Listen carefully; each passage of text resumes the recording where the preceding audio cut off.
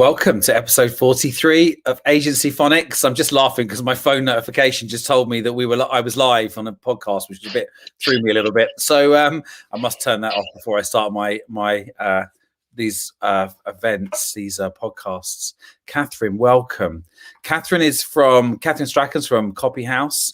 She's the founder, and we're going to get right into talking some more about her. There's a bit of a theme today. I want to talk about this work from anywhere economy that we're looking like we could be entering an interesting period with. But before we do that, I just want to say a couple of quick thank yous. As always, thank you to Forecast, the project management software. We organize our vodcast and our community, Agencyphonics and Agencynomics, as a not-for-profit social enterprise. All our experts donate their time to it. And we Forecast very kindly sponsor us. They help fund the social enterprise, and we're really grateful for that. It also happens to be a brilliant piece of project management software as well, which lots of I know my friends and my clients and people in the community have started to use to make their businesses work more effectively. So a massive thank you to them. So welcome, Kathryn. Thank you. Thanks for having me. It's great to be here. Sorry, I got thrown by my notification at the beginning. It happens. I must remember to turn my phone off. So I'm really pleased you're here today. Instantly, everyone will hear you have an American accent. So I really wanted you to, and I know you're based in Scotland, so in Edinburgh. So I just thought it'd be really nice to start with. Just give us a little bit about your background, which is how you ended up in Scotland, whereabouts in America you came from, and what was that journey? And yeah, then just give us a bit of information about the agency. Yeah, so it's pretty unavoidable. I have an American accent, which sticks out like a sore thumb, but I think is also a really good strength because it makes me, from the moment I open my mouth, I'm a little bit different. So yeah, I'm originally from the States, and I ended up in Scotland because of my husband. My husband is Scottish, which is why I have a Scottish last name. But I've been in the UK for 7 years now. When I first moved here, I lived down in London for a few years. We did the big London thing for about 4 years, and then we moved up to Scotland three and a half years ago. And this is really, where I set up Copy House, and it's really where I came into my own as a copywriter as well. In London, it was the start of my career. I worked in-house for Yelp, which is a review, really big name in the States, less so here, but it's a big review platform. And I was actually, so when I first moved to London, I was a dog walker, and my very first dog walking client was a vice president of marketing for Yelp.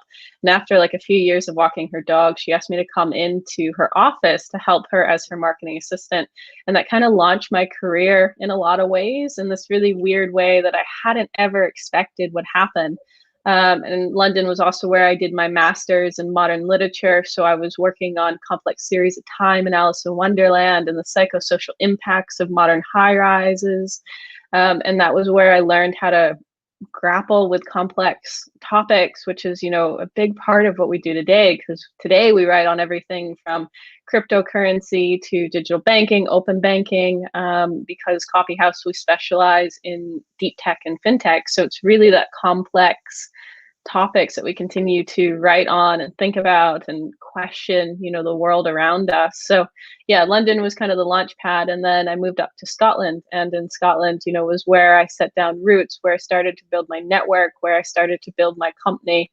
And yeah, it's still the home of Copy House. So a few questions I've got for you based on that wonderful intro. First of all, I would love to know, moving from America and coming to the UK, I sometimes feel like in the UK, we're more pessimistic as a nation. I always feel like there's a little bit more negativity around everything. Is that a fair observation, or is it just the fact that we perceive Americans to always be more optimistic, maybe from TV? I don't know. But what's your experience? Well, Americans are very optimistic. I guess my husband has spent a lot of time training me to be less American. So by that, I guess I mean, learning when to keep my opinions to myself, because that's definitely something that Americans, you'll know right away if an American doesn't like you, because they're going to tell you, where a British person is perhaps going to, complain about it behind closed doors, but isn't gonna call it out. But I think that Yeah, I creates think a we're really seeing nice. that right now with Meghan Markle, aren't we? She's not afraid to tell everyone what she thinks and what everyone's done. And I'm sort of sitting there feeling a bit sorry for Harry, because he's sitting there having to kind of just like sit there in her shadow and just basically, you know, while she lets off at his family. But and of course, she may well be completely right in everything she's saying. I don't have an opinion on it, but she's not afraid to speak her mind. Huh? So is that a very American thing? Yes, yes. My husband has done a lot of like, don't be so American. And I'm learning how to be more British. I'm a nice mix, I'd say now, after like 7 years. I'll still always have this accent, but my mentality has become more European, more British, you know, thinking more community focused, more for the greater good rather than individualistic. Yeah, Yeah. I mean, there's some really interesting cultural clashes between the two, which I think a lot of people don't realize because we just think, oh, like America speaks English, UK speaks English, you know, it'll be the same, but it's really not. But in my career, I always got on best with Americans. Like if I ever had to work with Americans, they love me and I love them, because I'm always super enthusiastic, you know, lots of energy. And I think that's how I always perceive, well, most of the people I've ever worked with or come across are like that too.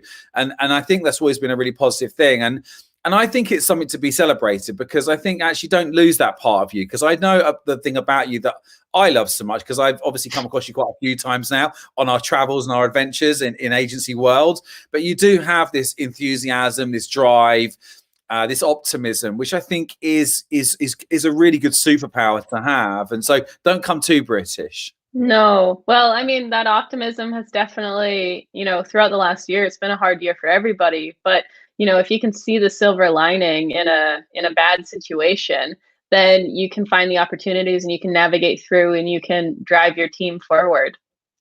Yeah, and Tony Robbins always talks about that, you know, relentless positivity and the importance of it and the power of it. And I'm a great believer in that too. I think, you know, it's too easy to get caught up, you know, concerned and caught up in the small negative things. And it's important to keep that mindset, keep momentum. So it's really great to hear that background.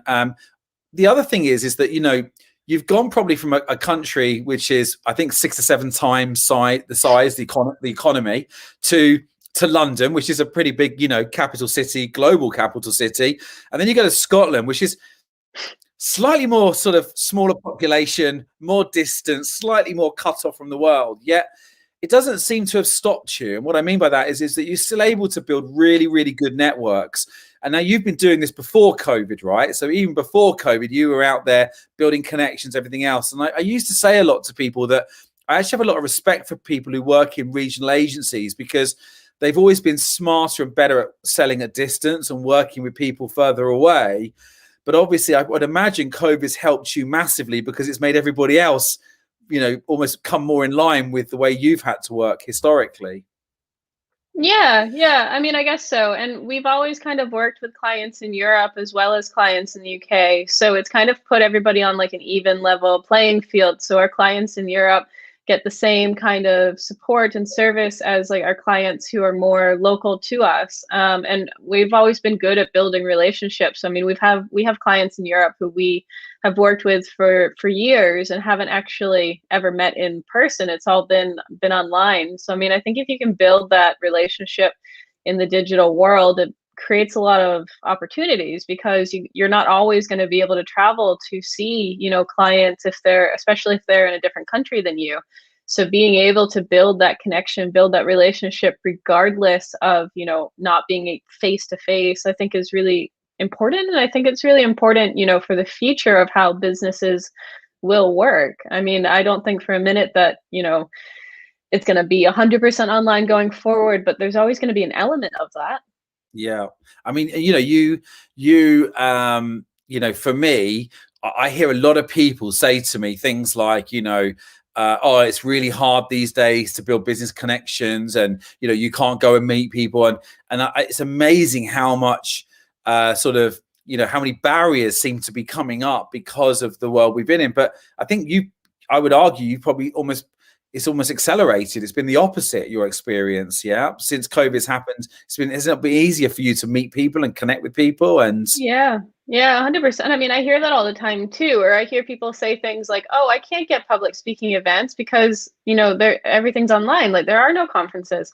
But it's crazy. Like, there's so many more opportunities, and when you see things as a opportunity rather than a setback, Yeah. it opens so many more doors for you. So, I mean, this year, right before COVID, was really when I started my speaking, my speaking career, so to speak. And over the course of the last year, I've really built that up to the point where now, actually, in April, I'm going to be speaking at a SEMrush conference, which is like a massive, massive feeling for me. Really, I'm really proud about that. And it's the Yeah. same with my network. I mean, so I meet 50 people every single month. Part of the Agencynomics Spencer Gallagher method. But I do that every single month, and people are actually, for somebody, I'm not super extroverted. I may seem that way, but I'm kind of in the middle. So those big rooms full of people, hundreds of people, were always so cringeworthy to me. Like I hated going into those networking groups. I knew that I had to do it and I would push myself to do it, but I never enjoyed it. I would much rather have like a one-on-one chat with somebody, really get to know them, dive beneath the surface into like what makes them who they are. And the online world facilitates that kind of networking. So that's actually far more aligned to who I am, because I can have a half an hour chat with somebody. I can help them. I can learn about their business. I can make connections and introductions. I can do all of that, where like I feel like if I was in a big crowded room, it'd be much harder to, identify ways I could help people, or to, connect them with other people, because it's just, maybe you change business cards, but it's so offline that it's hard to then bring it into the online world. So I mean, over the last year, I've met so many people, so many excellent, wonderful people who have become, I mean, networking, I've met people who have become really good friends. I've met people who want to launch new business ventures. I've met people who open doors for me. I've been able to open doors for people, and it's life-changing. I don't actually know. I mean, yeah, Spencer, you say it in Agencynomics, but I don't really know how people could survive in business without networking. What's remarkable about you, from my perspective, is because I have to apologize for this, but I am 99% extroverted, so it's really easy. But it isn't right. So just to be really clear here, when I used to go into a room networking, I remember I signed up to Institute of Directors once. So do you know those guys? And anyway, basically, I joined the Institute of Directors, and there was an event in Reading, and I walked in. There were 250 people at the Majeski Stadium Football Club. I didn't know anyone in the room, and I walked in. Although I'm extroverted, and once I start talking, I don't stop, I was absolutely terrified. I'm terrified of breaking the ice. Like I can't go up to a stranger and start a conversation. Like the great thing about Americans I always find is that, you can just go to a bar and someone starts a conversation with you, and, you can be their best friend in 20 minutes. But for myself, I find it really hard to break the ice. I remember one day I almost left crying. I mean, I was probably 30 years old. I'd gone networking. I went around this room. No one would talk to me. Everyone, how everyone stands in those circles, and they kind of like, you've got to almost get in. And I'm not the person to go, hey, can you let me in here, please? And so I walked around. Everyone seemed to know everybody. And I listened to the guy speaking, and a couple of ladies speaking, and I left. And I remember thinking, sometimes even for me, being an extrovert is painful. But what's remarkable about you, and I think generally about people who are introverted and ambiverted, is you do, like, we could be more superficial as extroverts, whereas introverts and ambiverts can build much more meaningful connections with people. They're much better relationship people. They really are. But it can be harder for them. And I think that actually COVID has really helped people who I've seen who are more introverted and ambiverted actually become better networkers, because exactly what you said, they don't have to walk into a room, you don't have to compete with, so you can just find people and find who they are. And what you just said to me, I've heard that a lot.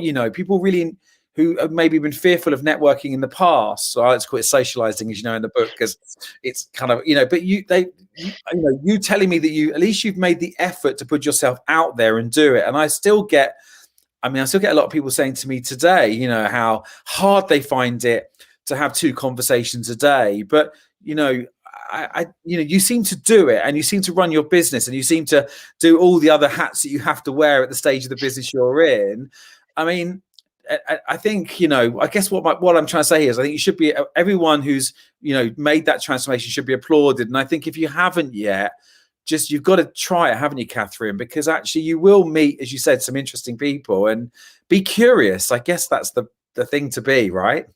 Yeah, well, I mean, I guess too, like if you think about it, it's only an hour out of your day. So does somebody really not have an hour out of their day to have two meetings with, it doesn't even have to be like, I mean, it doesn't even have to be just networking calls. I mean, it's just people that you don't know who you're meeting. It's having a cup of coffee with somebody who is looking to get into the creative industry. It's having a chat with somebody who's struggling with their website and, may not be a prospect today, might not, qualify enough to be a prospect, but might be in a few years, or they might send somebody your way. And there's so many great, like, one of the great things about what's happened over the last year too is that there's been a lot of communities and networking setups. So basically all you have to do is turn up. So I mean, I did the Nathan Lomax thing where when I went through Agencynomics on the group and just sent everybody a message when I was first looking to get this networking goal off the ground, sent everybody in my subcommittees a message. So everybody who was, in B2B and doing similar things to me. And then I kind of built up a machine. So I make intros for people when I meet them. One of the things I always ask somebody is, who can I introduce you to? And then I make intros for them, and they then make intros for me. So now it's gotten to the point where I don't even have to try. Like, I don't have to try to get 50 meetings in my diary a month. It just happens because I've created that momentum, created that snowball, and, pushed it down the hill. So it's built to the point that I can just kind of, continue to do what I do, but I don't have to try as hard. Yeah. And I think also what is interesting is I've been doing a lot of work recently on this, trying to help people maybe who are maybe sort of typically more sales sort of focused people who would never really have try and build relationships and conversations and networks, because unless they feel like they can sell to that person, they think it's a waste of time. And I'm sure you found this already, but sometimes you have to meet almost the wrong person to find the right person. It's not always as black and white as everyone you're going to meet, you're going to sell to. That's not really what it's about, is it? No, well, and sometimes too. So like this year, I made a sale to somebody who I had met networking like 2 years ago, had like completely forgotten about, and they just called me up one day and was like, "Oh, hey, like I'm thinking about getting some SEO training for my group. Can you come in and teach us like a full day course?" And I was like, "Yeah, of course." But I hadn't talked to that person in 2 years. They must have seen my LinkedIn stuff. They must have like been connected from the outside. But sometimes you'll meet somebody and it's not until a few years later when they're in a new role or an opportunity comes up that they then think of you, or they pass you on to somebody who, they meet that needs what you do. And I guess, it's putting that future trigger point in their mind. So saying to them, this isn't my idea, obviously, it's Spencer's idea, so I'm not going to try to steal it. I took it from a lawyer, who's a financial guy on the Jordan Harbinger show, and he talked about this future trigger point, and I realized I'd always done that methodology, but I love the fact that you're doing that, because clearly you probably did it anyway, didn't you? If someone 2 years ago has remembered you and come back to you. So yeah, well, I think within that too, it's like the need to help. So, I meet people because I genuinely want to help them. So like last week, I got an email from our website from somebody who was like, "I really want to get into the creative industry, but I have no idea how." And like quite a few people would have ignored that email and been like, "Well, I don't have time for that." But I took 20 minutes to talk to her and to give her my advice, because, there's going to be a day where somebody who's further along the journey than I am turns around and gives me a hand and helps me up. So I think it's really important that all business leaders, regardless of what stage they're at, whether you run a £5 million agency or you're a one-man band, you always take that time to turn around and to help the people who are coming up behind you. And I think any person out there listening who just takes that philosophy will guarantee themselves to be successful in life, because, what you just said then is just, probably the reason, that I've achieved everything I have done today, which is a constant journey of helping others, paying it forward, without expectation, and just doing the best you can, and and if you do that, then inevitably, you build up a lot of good karma, and the universe looks after you, and people, just the law of neuroscience. At the end of the day, the more you help others, the more the reciprocity, people want to help you out back, and it just creates a really positive philosophy. And so the fact that you're taking that approach already, I know that I think one of the biggest deals I ever won, I remember walking into an accountancy firm in London, and it was about the economy in 2007, just before it crashed, and the room was full of people in suits who were economists, and I felt a little bit out of place because I'm always there in a jeans and a t-shirt, being an agency person. And I met a gentleman over a cup of tea that morning and a croissant, said hello, introduced myself, and just like you said, really, I guess on LinkedIn, I think I sent a LinkedIn message every year to everyone I'm connected to, and 7 years later, he referred £700,000 worth of work to me, which I passed on to one of the agencies I work with. And 7 years later, and I think all the stuff that you do today, everyone out there who's having these meaningful conversations, and it will at some stage come back to you in the future. As long as I guess you've got to make sure when you leave someone, though, they know what you do. That's the one key thing. Definitely. Do you speak to a lot of people who don't have a clue what they do? Do you ever have that problem? Because you do a lot of networking. Do you ever speak to people and you just think, I just don't understand what it is that you do? Or do you always kind of figure it out? Because I would ask them, because I'm never scared to ask a question. So do they not still confuse you? Sorry? Do they still not confuse you though when you ask them sometimes? Do you ever find that? Sometimes, but then I just I keep asking, because one of the things I'm really good at is digging the truth out, or digging out those key insights. So just keep kind of pushing them. Because I think on most of my calls, they speak for, I get the person to speak more than I speak. So, if it's a half an hour call, they're probably speaking for 20 minutes. So if I don't understand what they do after 20 minutes, then they've got a real problem. Because I used to have this, Kathryn. I used to meet people and they used to tell me what to do, and I just couldn't understand what it was they did. And so I think that maybe one day that'll happen to you too. But I think it's just always a reminder that you've got to be so clear, haven't you? When you tell people what you do, they've got to understand it in plain English. Yeah, definitely. Well, it's one of the things that we see a lot, because Coffee House, we specialize in deep tech and fintech. So we work with people who are really highly technical. And one of the things we see a lot with our clients is that they don't know how to talk about what they do.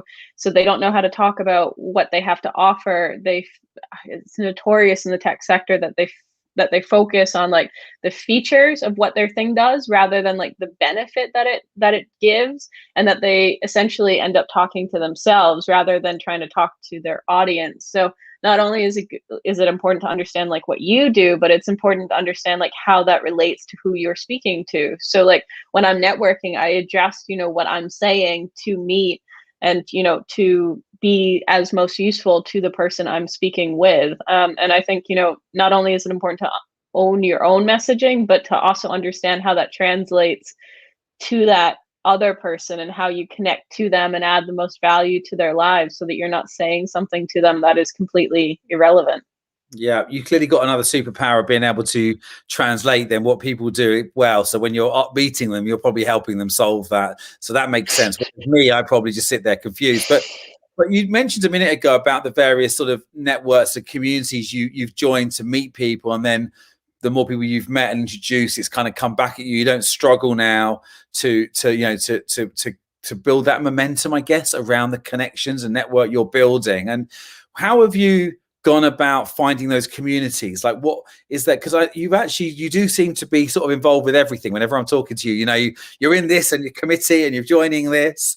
How do you go about finding those things? Is that just listening and asking people where else they go to? And and spotting opportunities. So, I guess it probably started with Agencynomics, like the community. And then through that, a lot of people were on Pimento. So then, it's just kind of following the thread. And that's one of the things that I've always been really good at, is seeing the connections in things. So, I'll be talking to somebody and they'll mention, a network that they're part of, or that they use Lunch Club, and then I'm endlessly curious. So then I go and, you know, investigate whether or not that's worth me spending my time on as well. And it just, I mean, if you pull that thread, it just unravels the whole thing. And it's so easy to like build something from nothing if you keep pulling on those threads.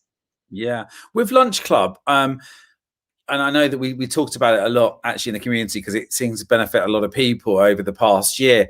Do you only really connect with people in the UK on there, or do you collect people globally? I'm just curious to know. You can do both. So, Yeah. so it's kind of gamified in a way because you get points for when you have meetings and when you refer people to it. And if you want to meet only people in a specific location, you have to use some of your points. They're relatively easy to build, so it's not a massive deal. But otherwise, you know, they match you with people across the globe. So I have met people in Africa, in Asia, in the States. Though I would say 80% of it is more UK, because, well, mostly probably because of time zones. You know, 9 a.m. UK time is not very friendly for most other places in the world.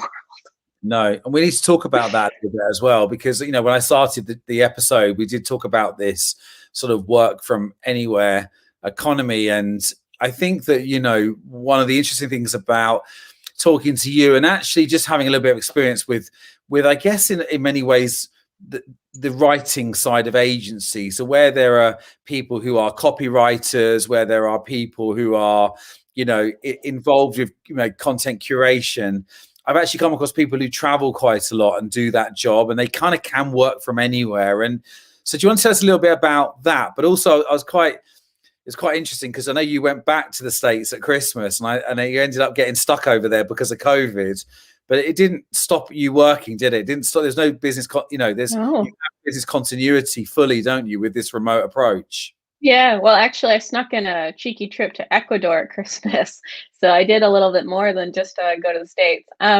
But yeah, so we take a really unique and interesting approach to flexible working at Coffee House. We take it to the extreme because we don't have set work hours, no 9 to 5, nothing like that. What we do instead is output based. So we look at our week and say to our copywriters, okay, this is all the work that we have. This is how much, like, we know how long these things take. So here's that. And book in their work that way. And then they have the freedom and the flexibility, regardless of where they are, to deliver that work. For the more senior people, so the AM, the PM, the marketing manager, you know, I hire people who are good at what they do and then empower them to, you know, decide where they need to focus their attention. And, you know, we look at what they are delivering. So we're going to know pretty quickly if somebody isn't delivering high quality work and they're not doing it on time and things are if they're dropping balls, we're going to know. And then, you know, that because we have that flexible setup, that dynamic setup, that then allows our team to work from any location in the world. So we still recruit from the UK and we use a UK time zone model. So we say to people, you know, it doesn't matter where you go.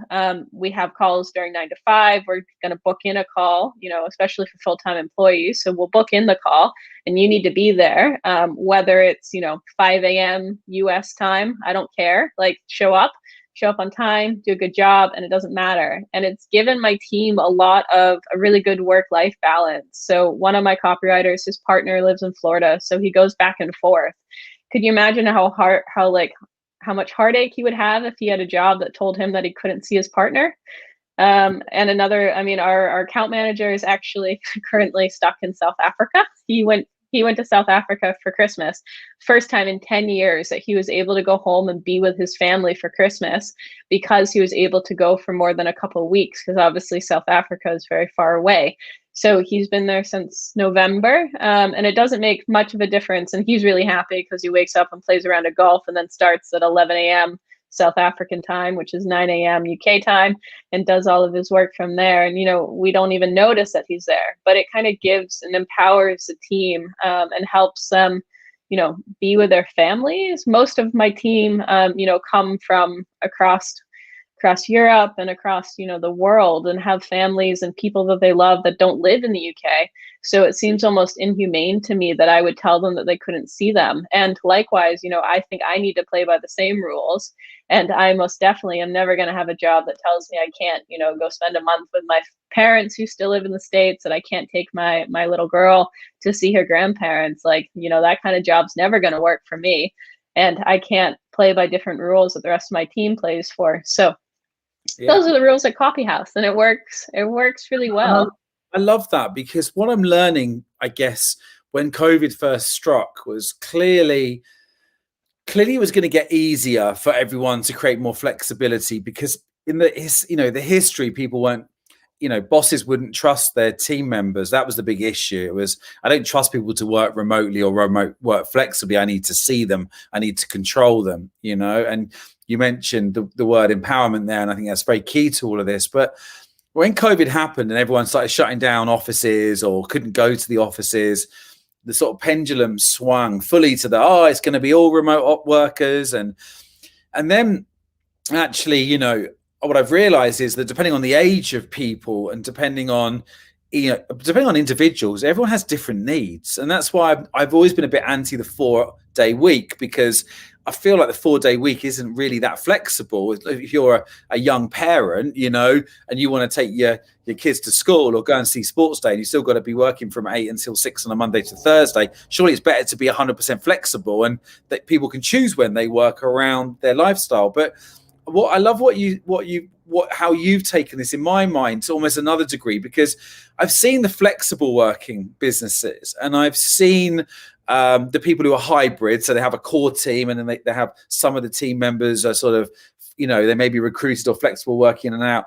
I've also seen the full-time recruited teams where actually they want to have an office. So maybe everyone on the team is sub 30. They might live in an area, like, for example, I work with one agency in East Anglia, in Norwich, and they all want to go to the new office. They don't want to work remotely. I think I mentioned it. Carrie Rose mentioned it, where she felt her point of differential was they would have an office. And then I've got another client who maybe the team members are slightly older and they've got families and they want to have time with their families, and so they're going to have they're going to kind of go to the office, but because that's where everyone can meet. But actually, most people are probably not going to.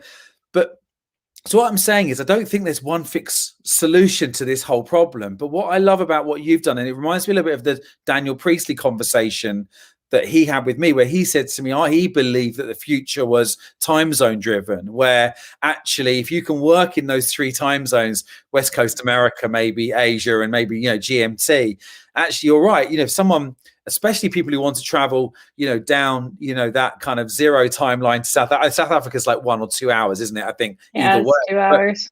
But then that's okay, right? But the Florida, I feel sorry for your guy in Florida. He goes back sometimes and has to then, because you did it. I know that you and I did a catch up, and I think it was like 3 a.m. for you. Or I'm probably exaggerating. Yeah.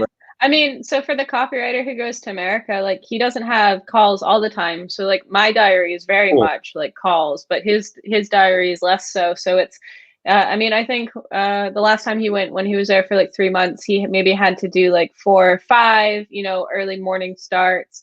I mean, we try, if we have some flexibility, we try to, not do that to him. So he didn't have to do it so much, but there are roles obviously within an agency that are harder to be flexible with. So my role is very much meeting based. So it's almost impossible for me to not be on UK time.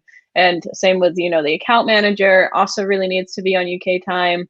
But yeah, I mean, I think if you look at the output of what people deliver, it's much easier to trust them, because it's not, you don't need to monitor 9 to 5. And actually, if you think about it, I would rather have somebody who delivered really high quality work, but liked to write at 2 a.m. than somebody who showed up at an office and sat there from 9 to 5. I mean, I certainly had jobs when I was younger that I was so bored at that I was going to the office at 9 to 5 and doing schoolwork. And I mean, if you want your employees to be productive and especially creative, I mean, you can't make somebody write if they don't feel like writing. So giving them that flexibility to, feel inspired to write at a time that makes them, want to write rather than needing to write, is, I think the way to go. Yeah. And I think the flexibility, the flexible first approach definitely will be part of the core part of the economy moving forwards in terms of employment. but your extra layer of then saying to someone, hey, you can choose your hours and then you can choose your location. And look, you might need to, yes, check in to a time zone ultimately, and maybe in the future you have 3 time zones, not 1.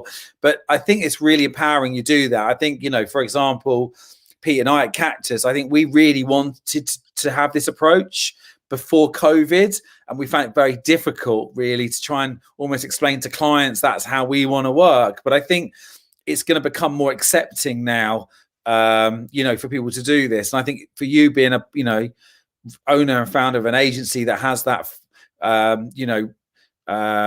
work from anywhere, culture, I think that's fantastic, because you'll attract the people, of course, who want that as well. And that will make you different and attract different talent because of it, right? So well, and it allows us to attract people outside of Edinburgh as well. So we still hire from within the UK, but I just hired somebody who's coming to us from the Financial Times, which I'm really excited about. It feeds in very nicely to our fintech arm, but he's not based in Scotland. He's based in Bristol.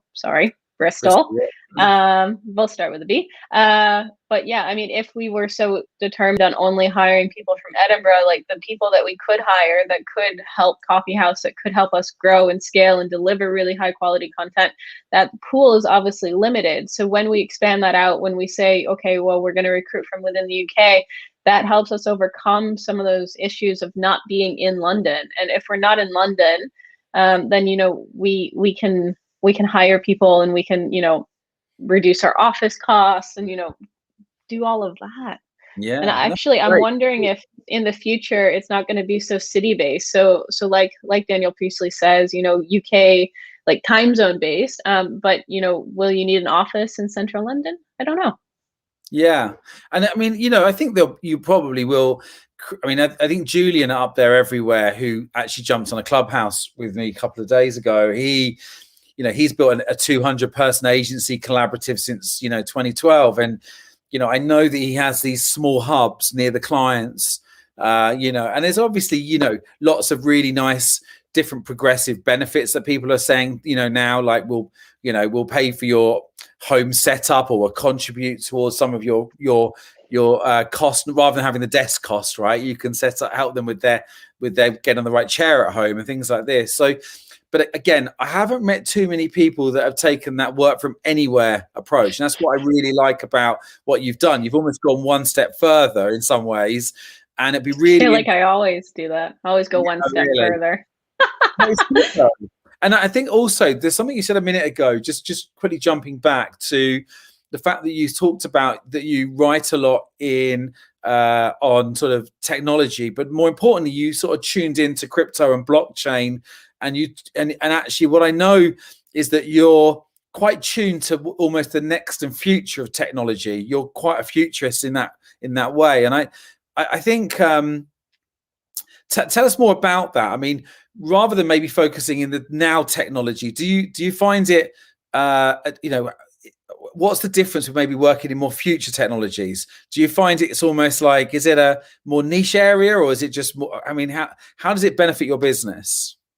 Yeah, it does sound super niche, at least. But so, because we specialize in deep tech and fintech, so that sounds super niche, but you'd be surprised at the breadth and the width and the diversity within the tech space. So almost all of our clients do something different, but they all kind of share this core challenge, because when you're doing something that's so, ahead of its time, the challenge is then educating people on why they should use it and getting more people to adopt it, because ultimately you can't have a successful technology company if you don't have people who want to buy from you and to buy the product.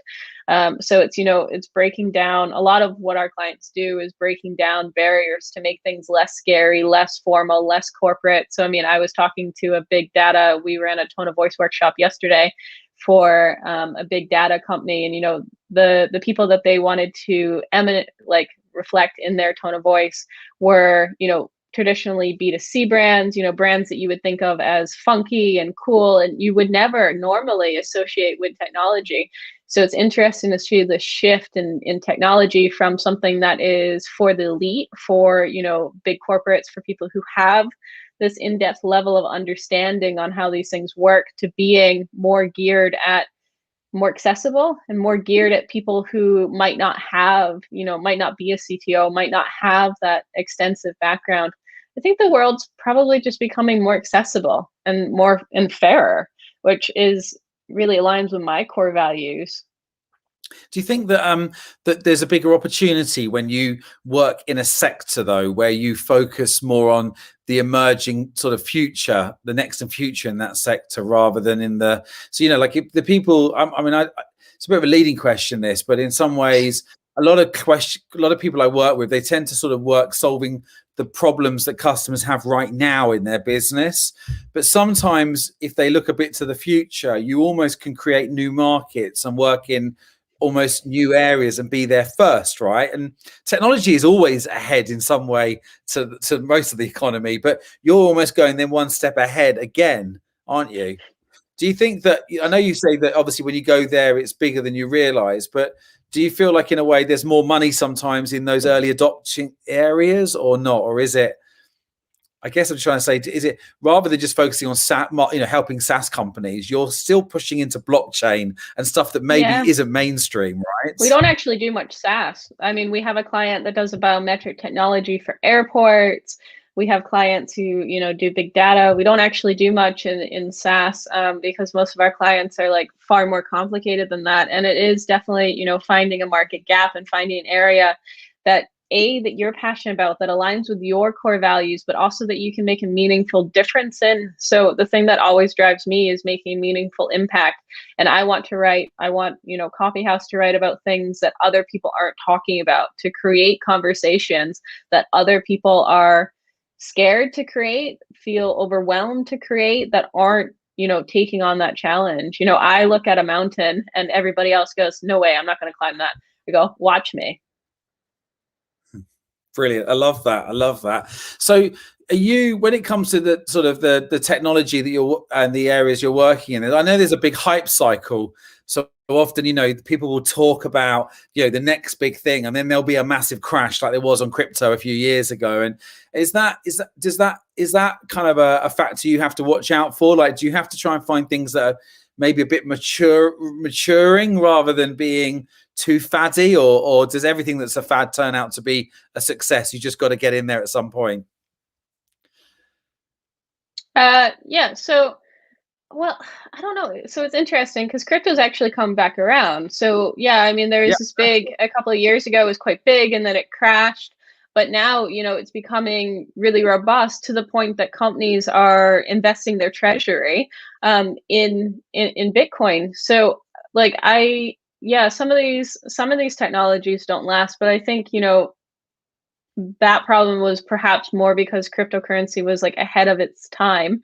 I mean, when we work with clients, by the time that they start to think about marketing, companies tend to be a little bit more mature. So our sweet spot really is slightly more mature tech companies. So not necessarily like immature markets, but mature companies, because we like to work with a marketing manager as a internal touch point rather than a founder. It just makes our lives a little bit easier. So they tend to be a little bit bigger. They tend to have gone through a couple rounds of funding, which then means that they understand the role that content plays in their marketing strategy and creates a better like working environment for us. So the companies that we work with tend to be slightly more mature, though most of the companies we work with, like when we start working with them, aren't necessarily, big name companies that everybody recognizes, and they're kind of on that journey. So it's really exciting because they're rising stars. We'll start working with a company and we'll get to watch and, be a part of their transformation as they, go towards acquisitions, as they, grow and become a name that people recognize, as they, get that momentum and be part of, building that momentum for them, which is what I find so exciting. It's creating something new. It's doing something different. It's stepping outside of the norm and helping clients to do that as well. Cool. So it's good. I really do feel like, it's nice, the line that you use there about, you know, sometimes finding a niche in a niche, you know, and tech is a niche, of course, but sometimes there'll be areas of that are emerging or fast growth, or, and, you know, as you rightly said, things that you align more passionately to. But sometimes when you niche further down, it doesn't mean that you're going to go too far down to pigeonhole yourself, but, you know, you just find these little opportunities. How is the tech world these days with, you know, with women in tech versus the kind of male dominance, let's call it, of the early 2000s, where, you know, every single tech event seemed to be basically 99%, you know, male dominated? Is it changing now? You're closer to the world. Is it it's improving? getting better. It's Into getting it. better. Though I mean, I'm often the only woman in a call or in a room, so that happens quite a lot.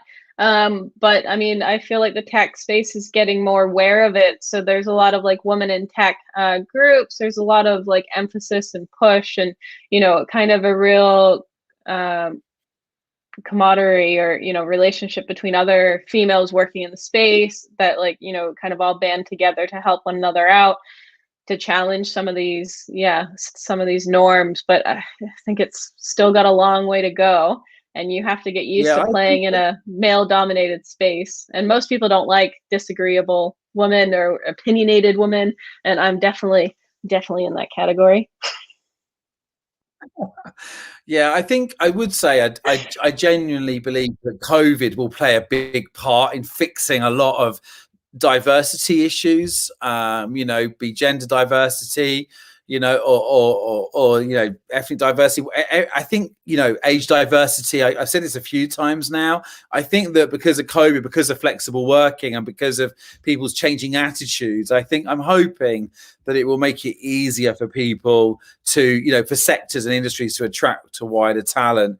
But I guess in a way, does it create an opportunity for you as well? Because, you know, that you can't always have too many male speakers on a panel, and as you say, if there's these women in tech groups, that probably gives you extra groups to network into, right? And so there's probably some advantages to it as well.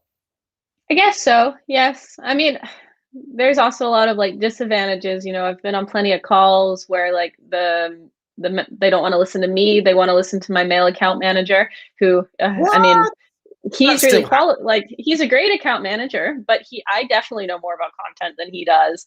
I mean, that just happened the other week for us. So, I mean, it does still happen, and I wish more that stuff would happen less. But, you know, I'll take a competitive advantage where I can get one. I mean, when I hear stories like that, and by the way, I do hear quite a few across various different areas, it just you know, bewilders me, you know, that these things still happen. And but I guess, you know, at least you're in there now championing a little bit more in some ways, and you're getting, you know, more visibility in those spaces, and hopefully those ignorant people will slowly get weeded out of their industries. I think there'll always be. I mean, there's always going to be ignorant people in the world, but I guess, you know, the strength from it comes from pushing forward regardless, from, you know, having a team that has your back, that, you know, doesn't really stand for it. And, you know, we actually, we ditched that client, but that moves forward and, you know, doesn't let it hold you back. Yeah, that's interesting. You ditched a client, because I think actually that is a really good, you know, that's one of the great things that has been sort of coming up recently about agencies, is you can resign a client if they're not a culture fit, right? Or if they definitely, and you definitely should. So, and you should do, right? Well, and a bad client, you know, is kind of a false economy, because they're going to cost your team. They're going to, you know, take up more time. They're going to take attention away from good clients. So it's kind of a false economy. I think a lot of people look at it and go, well, I don't want to turn money away, which, I mean, I understand. But then if you then look at all the hidden costs of a bad client, it becomes a no-brainer. Yeah, I've had it a lot, actually. Weirdly, it's been a topic for this week, where we've had some quite some very, you know, difficult clients who've been upsetting, you know, account managers, and you know, listen, it happens to all of us at some point, and sometimes it is just a culture mismatch or a personality clash, and then other times it is just, you know, bully clients who are just, you know, don't really, you know, they just think because they use an agency and you're a supplier, you get treated in a terrible way, but they forget that we're all human beings, and, you know, you still got to be to each other. Well, So my mantra for this year is happy team, happy clients. I think if I make my team happy, that they'll make our clients happy. And if a client, doesn't buy into that, if they don't want the team to be happy, then, they're not for us. And, I'd much rather have, my team is more important than one single client, 100%. So, I need to protect them, and I need to make sure that they have a really positive experience at Coffee House, and that clients have a really positive experience at Coffee House, and everything. If I can get that equation right, it's all gonna be golden. Yeah, amazing. I love that approach. It's definitely the right mindset to have. So talk to me about personal branding. I mean, you've seen probably the impact of personal brand on some of the agencies out there that have grown very quickly over the last few years. And I know that you've always had this core personal brand. I mean, you're already doing speaking events, you're already building and developing that, but you've recently kind of decided to invest a bit more in that area. Do you want to tell us a little bit about why you've done that now and what it's given you? Yeah, definitely. So, I'm kind of always pushing the boundaries, and I don't like to I like to learn and grow and develop. So if I don't feel that I'm improving on something, I'll actively go find a way to do so. So I kind of hit a plateau with my personal brand because I had been doing it for a while. I've been active on LinkedIn for about a year. And I was just, feeling like I wasn't really progressing. So I went to Django, who are a brilliant personal branding agency. If you're ever thinking about doing this, definitely hit them up. Do you mean Jago? Yeah, I said it wrong, didn't I? You're being that's the tech in you, because Django is that coding language, isn't it? And I used to do that with them as well. I used to call them Django, not Jago. Thanks for correcting me. Yeah.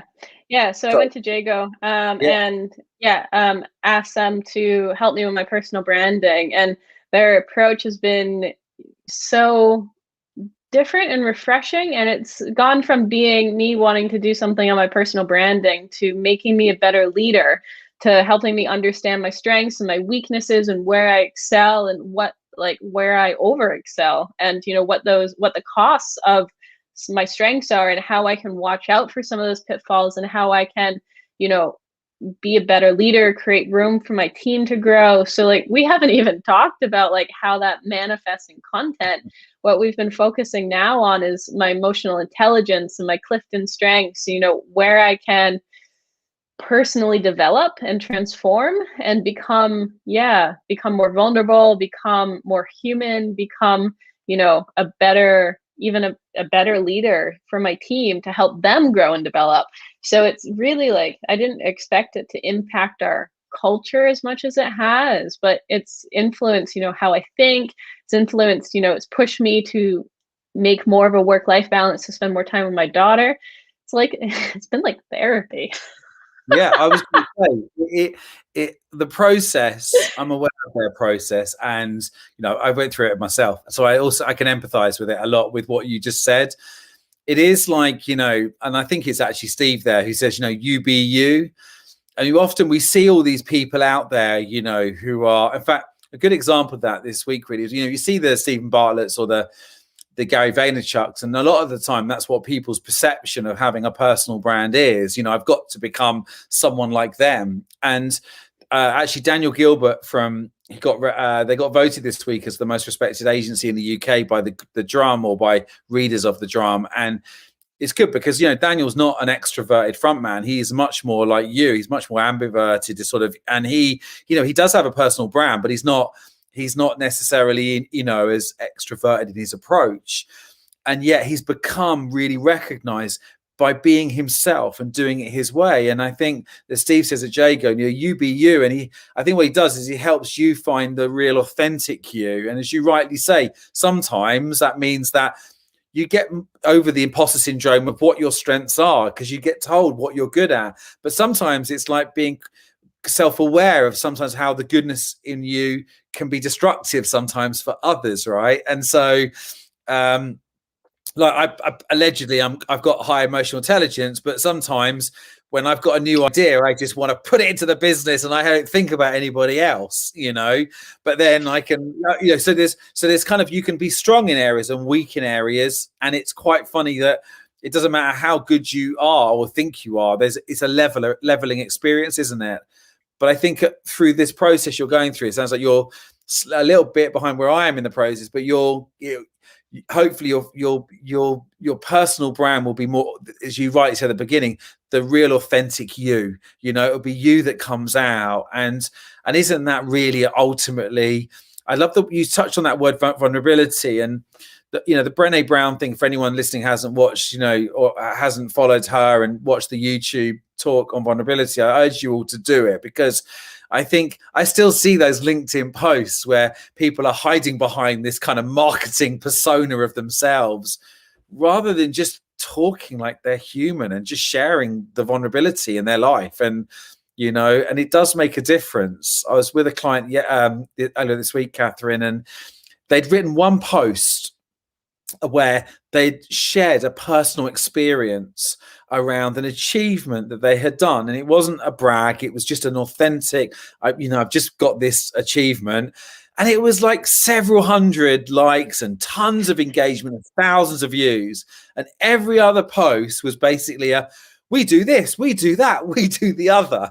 And there was nothing on it, but they couldn't see that, they couldn't see that the importance of you being a real you talking, and how that resonates and connects, in the business world, right? So you must be people buy from people. So I mean, the days of faceless corporations with no front runner is, I think, far, very over. It's not gonna, nobody wants to buy from a big corporation where they feel no emotional attachment to. What people feel emotional attachment to are other people. So you need, whether it's a founder or somebody senior, you need them out front, and you need them to be human, and you need them to open up, and you need them to build those relationships. And, online social media allows you to actually do that at scale. So, people know me and they follow me and they go to, places where I'm talking, but they notice too, like if I cut my hair, which can be a little weird sometimes. People will be like, who I've never met, will be like, "Oh, you cut your hair." I'd be like, yes. But I mean, it's that feeling of, being able to connect with somebody, and we build connections online every single day, and your personal branding like allows you to do that. But you're right, it needs to not be just like marketing. It needs to be you. Who are you? And how, like, what is your contribution to the world?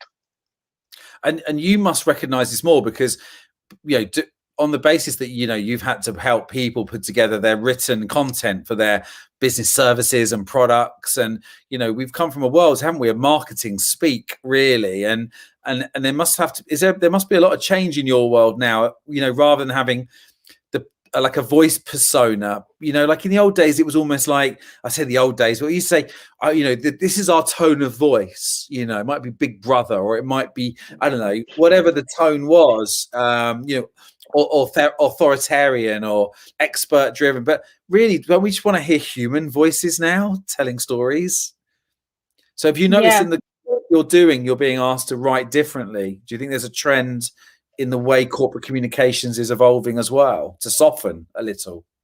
Yeah, well, and to become more empathetic. So it's actually about understanding who your customers are, and what they need before they contact you, what they need during the purchasing process, and what they need after, and how you're going to help them at the end of the day, and how you emotionally connect with them. And even in B2B, like what's keeping them awake at night? What are those burning things? I think Pete has a really great line, isn't it, that he helps business owners sleep better at night by taking care of the finances, which is, so it's that mentality. It's, what is it that I can do that's going to help this person sleep through the night, and not be awake at 2 a.m. worried about something. Yeah, I think I'd like to put if I could put a law. We got a question here from Antonio. How do you cut away from marketing speak and create an authentic voice? That's a really great question. And I was just about to say, Kathryn, that if I could put a law into the world right now, it would be to ban every company in the world from putting LinkedIn posts up from their company, that, to trying to pretend you're a company talking. I just feel it should be like, ditch the company page, you tell the story. You say, hey, I'm really delighted that we're launching this new service. We're doing this, we're doing that. I think I probably more likely to buy a car because Elon Musk is telling me about his new car than I would do reading the LinkedIn page about their new car release. Is that been a bit harsh? Am I exaggerating there to make a point? But it feels like there needs to be more human element to a lot of brand Yeah, community. there definitely does. And especially, in the tech world where it's hard for tech companies because they spend ages building a product and, then they only want to talk about that product. But actually it's about focusing on the human at the end of the line and what they want and need. So, I mean, to Antonio's question, like how you cut away from the marketing speak is by focusing on your customers. So understanding who they are and building customer avatars and really looking at, not just this top level of what are their names, ages, those basic characteristics, but digging deep and digging into what's keeping them awake at night. What are they worried about? What's their worst case scenario that could possibly happen to them in the space? And then what is their dream solution? So how are you going to position what you offer and what you sell to solve that problem? How are you going to make their lives easier and better and more fulfilling? So it's focusing on that. Like, it's very easy to move away from the vanilla marketing fluff when you focus on building, like you say, Spencer, building like a human connection. So talking to them like they are human. So in B2B, the worst thing you can do in content is speak to somebody like they're a company, because they're not. Even in big enterprises, you are talking to a specific individual. You're talking to a CTO, you're talking to a COO, but you're not talking to the organization at large. Yeah, that is a really important, I think, piece of information that a lot of people forget. The end of the day, you're not trying to, win Pepsi. You're not trying to sell to Pepsi, or Coca-Cola. You're trying to sell to, Sarah Smith, who's the marketing manager there, and she's a human being at the end of the day. And I'm also laughing because Antonio also wrote on the comments he'd love a haircut right now. And I just want to say that I would too, because my hair today is definitely like about 3 months in with no haircut. And it's starting to, when it's not gunked down, I look like, who was the guy from Back to the Future? You remember Doc Brown? I'm like out here, with mad crazy hair. So thank you, Antonio, for pointing that out. So, yeah, it is a really good point. We are selling to human beings, but yet, how many times do we see it every day? The corporate page for a brand on just sitting there, reeling out stuff that no one ever likes, really, do they? I mean, it's zero engagement. Someone spent a lot of time doing all that work for no impact. Do you think it's because, and probably this is a good question for you, because the kind of PR side of the copy and everything, do you think it's because companies are worried about the individuals speaking and then leaving, and maybe that there's something, inconsistencies there? If everything comes out from individuals and those individuals aren't, they leave the organization, it might leave a gap in that communication, perhaps. I don't know. Yeah, but you don't have to have it tied to one individual either, especially if you're a bigger organization. I mean, having a couple of front runners is not a bad idea at all. So I believe Social Change did this, didn't they? That they had Stephen Bartlett out front, and then they added another, I'm forgetting who, but they had another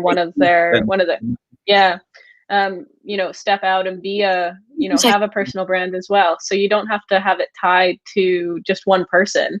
And spreading it out and empowering your team to take an active role as well helps mitigate that risk, I think. Yeah, I think that's true. I think it's trying to get a leadership team to I think often it starts with the leader being the personal brand, but then hopefully it then spreads through the organization. So as I said, Katie Leeson's name, then Siri suddenly popped up. So I'm trying to find Katie Leeson for you. No, leave her alone, please. Sorry. So yeah, so it is an interesting dilemma, and I do think that we've certainly seen, I'm sure you have, a much more vulnerable LinkedIn, and that, I think, that reflects the last 12 months. What we're talking about, you can see it in LinkedIn. You can look at the posts and you can see how much, can't you? It's changed in just 1 year. Yeah, well, I think it was a leveling moment, right? Because a year ago in March, when the whole world fell apart, it fell apart for everybody. So it wasn't just, one person having a bad day. It was literally all business owners had a really shitty, at least a couple of shitty months. So that makes it okay to talk about, because you're not worried that you're the only one dealing with it, because everybody knows that you're not, and that everybody can relate. So then, content, it created an opportunity for people to perhaps, take off the mask and talk about, some of the things that were upsetting them, that were bothering them, and that then showed them how many people were relating to it. So then, when you're getting 700 likes and comments on your post, it's much easier to see the value in it and see, okay, like, if I'm getting this kind of engagement, maybe I need to be a bit more, to continue doing this. So I think COVID has definitely been the great leveler. Yeah, I think the other thing about LinkedIn, I mean, it's also, for me, I've noticed this quite a lot, is that there's more so two types of connection that people have. You've got the people who are building up the tens of thousands of connections like they would have done on Facebook or on Instagram or Twitter, and they've gone for the volume on LinkedIn. And then you've got the people who are kind of keeping their networks quite niche and quite tight. Do you have an opinion on, from what you've seen, on which route is better? Because I just keep still connecting to the people that I've met, I know, or I have a connection to, like, that's meaningful. But then I see other people like me have got 20, 30,000, and they're getting so much more engagement and so much more like going on with their LinkedIn. But sometimes I feel like if I do go down that route, I feel like it's going to end up being, I'm going to end up just talking to people that aren't relevant to me anymore, and it's just going to make things more confusing. I don't know. What do you feel the right strategy is now around that, or what will your strategy be, more importantly? Well, I'm not really sure, because I feel like my LinkedIn, so since having, gotten active on LinkedIn, I then obviously met you, and I met James Potter, the LinkedIn man, and your ways of managing LinkedIn sound really nice. And I have like 6,000 connections, and just the connection requests just keep like rolling in. So it feels a bit like it's, snowballed. But then on the other hand too, yeah, I mean, I get really good engagement, and I've built relationships with people that I wouldn't have normally. And I mean, so I don't really think I have an answer. No, it is an interesting one. I saw a couple of posts last week, and people had like thousands of comments on it. And I worked out, if you divided up the amount of comments and engagement by the amount of people they're connected to, their percentages were much lower than maybe mine were.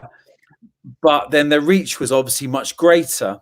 And then what I was worried about was that if I did connect to all those people, or if, let's say, you go down this path of connecting to a large amount, does that mean that the people that are close in your network, they won't get to see your posts because the algorithm is spreading them out so that it's, it's too thin? Essentially, yeah. Very difficult to understand what the right thing, what the right way is. So I'm just gonna have to keep watching this space and see what happens. Well, and once you do go down that road, it's very hard to get it back. That's exactly what I just said. Yeah, it's hard to get it back. You can't moving everybody, can you? Because it would take too long. So yeah, exactly. So you either have to go all in one way or all in the other way. It probably has to do with like personal preferences as well. And if you want to be, an influencer, then you're going to be accepting connection requests. If you want it to be more of like a personal networking, private platform for you, then, keeping it small is good. So I guess it probably has to do with your personal goals as well. Yeah, it's true. But I think you've got a nice sized network. I think, you just mentioned 6,000. I still meet agency owners. I've got like 200 connections. And I'm like, how are you guys even doing business right now? So I think it sounds to me like, a good number is 3,000 to 6,000, around that number. And then I think after that, you go to a different realm, really. So interesting. So what are the next steps on your personal branding then? What are you hoping to get from it? Yeah, so we're continuing to build out and work on building a strategy, and that strategy is going to act as a platform for me to then, create content and bring my story to life. I guess I'm hoping that it makes me a bit more vulnerable, because I do fall into the trap of being a bit too American sometimes, where like I'm very Americans you know anything about Americans, is that we're very showy. So we like to, you know, talk about our achievements, and, you know, are perhaps not so good at talking about when things don't go to plan, and what, you know, revealing behind the curtain in some of those harder moments, because we're so positive and has such nice smiles that we're always, you know, talking about the good stuff. So I guess, you know, becoming more vulnerable and becoming a better leader, so that I can continue to drive this goal of, you know, making my team happy and creating a workplace, you know, where people really want to be a part of. I mean, and I'm definitely on the road for that, but I'd love to have, you know, an agency culture that people know us for, that people go, oh, that coffee house, they really have, you know, a really special team. It seems like a really great place to work. I want to work there. Yeah, there definitely is a lesson about the way you communicate vulnerability. And I someone I know once had a really, really tough year in their agency, and they wrote a post to all their LinkedIn connections saying, it's been a really, really tough year, and, you know, it's been difficult for me, and showed vulnerability. And it was a really, really nice, honest account of what his year had been like. And, you know, everyone felt immediate empathy. But what I did find was everyone I met after that had said, oh, they're having all sorts of problems in his business. And it was like, it created this kind of stigma almost, where 6 months later, this particular agency had turned around massively and had become really successful. Yet people were still talking about it, struggling and failing and being difficult. So I think if you are going to show emotions, I think it is important to make sure that you do get the balance as well, that you don't always talk about the positive and never the negative, because that then makes other people think, oh, the world is unfair and only certain people do really well. And then other times, if you talk negative, you get sort of labeled as being, you know, it's not good. And so you have to get that balance right. And that's going to be a trick, I think, for many people. Yeah, I mean, I think balance is important always in life, and you know, your social media should just be an extension of who you are as a person. So your personal branding, like what you talk about when you go on, you know, on speaking slots, all of it should be an extension of you rather than, you know, a profile you put on. So yeah, bringing that, I mean, that positive, that negative, all of it is, yeah, what makes it human. So just the last question for you, really. What are your plans now for Coffee House? Like, do you have a big vision for where you're going? You strike me as someone who's very... Of course I do. Yes. I mean, I have a big vision for Coffee House. At the moment, we're really strong in content, but I want to expand the company. I want to add a design function to us so that, you know, we can do more than just words. We can also do the visual aspect of it. Obviously, that means growing the team, growing the revenue. You know, we're aiming for, you know, the 5 million mark, and making a big impact on the world and on the tech world specifically. So yeah, I've got really big plans for Coffee House, and I'm excited to see, you know, where the future goes. We're growing like crazy at the moment, and, you know, it's about getting that controlled, maintained growth rather than wildfire, crazy, all out burnout growth. So we're working on building a steady stream, but we've been growing like 20% every month. We're hiring. I'm doing interviews today for personal assistant, which is really, really cool. But yeah, continuing to hire, continuing to add to the team, and continuing to drive forward.